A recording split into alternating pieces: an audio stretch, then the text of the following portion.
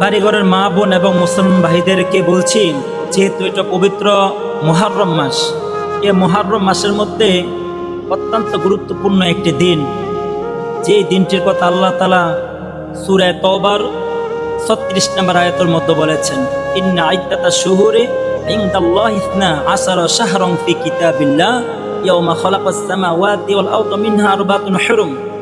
আল্লাহ তাআলা এই আয়াতের মধ্যে 4টি মাসকে সম্মানিত করেছেন। তন্মধ্যে অন্যতম একটি মাস হলো এই মুহররম মাস।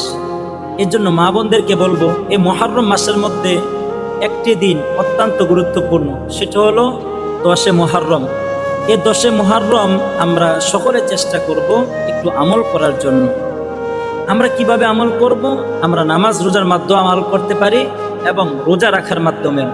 কেননা সহিহ মুসলিমের 2645 নম্বর হাদিসের মধ্যে হযরত ইবনে আব্বাস রাদিয়াল্লাহু তাআলা আনহু থেকে বর্ণিত, আল্লাহ রাসূল সাল্লাল্লাহু আলাইহি ওয়াসাল্লাম বলেছেন, আফযালুস সিয়ামি বাদা রমাদান শাহরুল্লাহি মুহররম।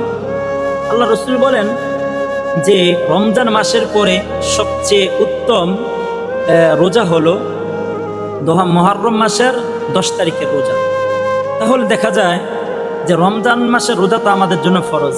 রমজান রোজার পর যদি কেউ আমরা রোজা রাখতে চাই, আল্লাহ তাআলার নিকট সবচেয়ে বেশি প্রিয় হলো যে 10 মুহররমের, যেটাকে আমরা সকলে আশুরার রোজা হিসেবে বলি।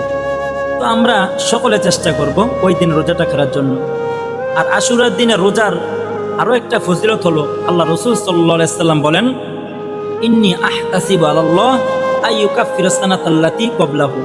যে ব্যক্তি আশুরার একটি রোজা রাখবে, আল্লাহ তাআলা তার জীবনের পূর্বের 1 বৎসরের গুনাহ মাফ করে দিবে। এই জন্য আমরা সকলে এই রোজাটি রাখার চেষ্টা করব। আর আশুরার দিন আমরা অনেকে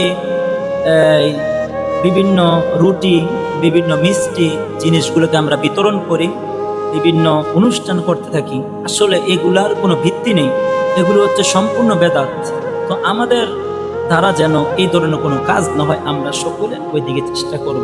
আল্লাহ তাআলা আমাদেরকে আমল করার তৌফিক দান করুন।